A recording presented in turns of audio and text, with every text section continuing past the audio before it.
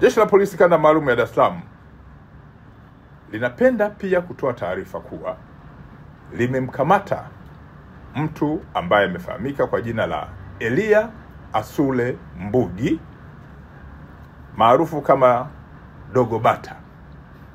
Huyu ni Mnyakyusa mwenye umri wa miaka 25, alikuwa ni mkazi wa Segerea na alikuwa akiendesha gari namba T 580 EAE aina ya Tata daladala, ambaye alitoroka mara tu baada ya kusababisha ajali iliyosababisha kifo cha Superintendent wa polisi Awadhi Chiko, ambaye alikuwa ni mkuu wa polisi wa wilaya ya kipolisi ya Chanika Ilala jijini Dar es Salaam.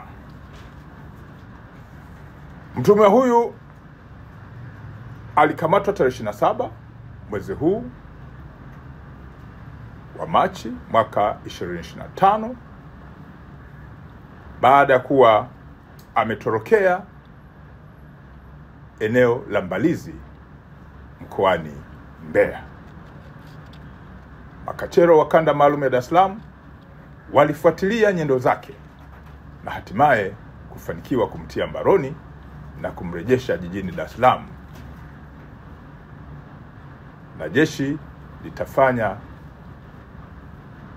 kazi ya haraka kuhakikisha kwamba anafikishwa mahakamani haraka iwezekanavyo.